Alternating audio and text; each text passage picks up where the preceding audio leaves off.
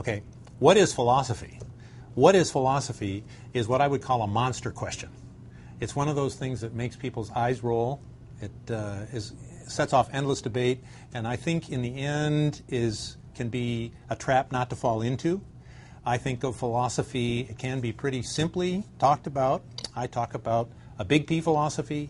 Big P philosophy is what most people associate with philosophy. It has to do with traditions. It has to do with big P people philosophers like Nietzsche and Zhuangzi and those kinds of things. And what I call little P philosophy. And little P philosophy, to me, is what each of us has. Each of us has a content that shapes the way we view the world. Now, both of those, big P and little p, has a content. The content of big P philosophy is, to me, part of what gets it into trouble.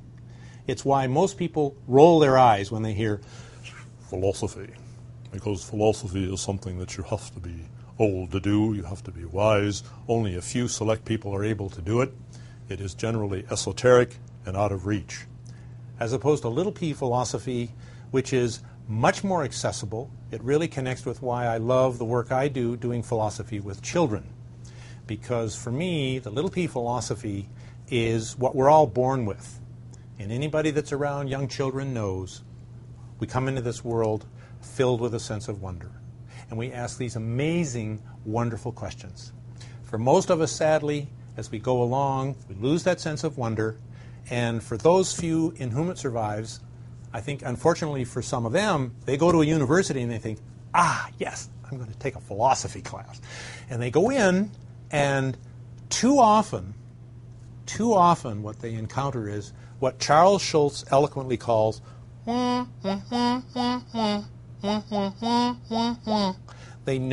learn big names of big name people. They read these texts that they can hardly understand a word of. And so they learn about philosophy, but they never really get to do philosophy. So when I think about philosophy, this monster topic, I think about these two areas, big P philosophy and little p philosophy.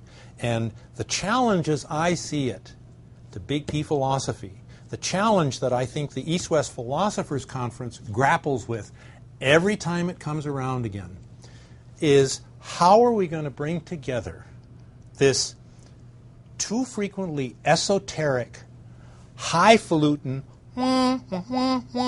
discipline that hardly anyone can participate in, together with what I've found in working with children and working with teachers and other people in that wider public and community that's hungry, starving really, for some of the insights and skills that are part of this discipline that those of us that are in it both, in a way, love and hate at the same time.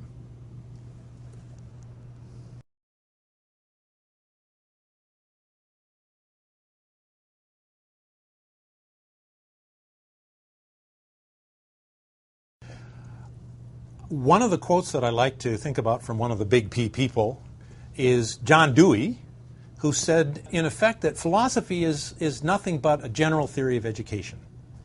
And what I really like about that is that I think Dewey saw that if you want to create a certain type of person that has the very best of what philosophy has to offer, of becoming philosophical, you have to think about education. Because people are not, even though young children have a tremendous sense of wonder, if something more systematic doesn't happen to that wonder along the way, it's going to get lost or buried. So something has to happen more systematically towards what the Chinese tradition calls self-cultivation. There have to be deliberate efforts to cultivate this. So what I see the connection between philosophy and education, and philosophy for children in particular, is an effort to make Dewey's idea and ideal real. Can we find a way to start with that wonderful burst of wonder that we all have and find ways of more systematically cultivating that as part and parcel and really an essential part of what's called education?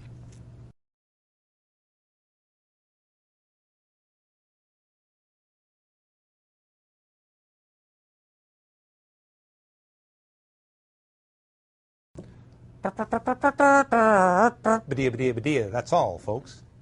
You mean it's not?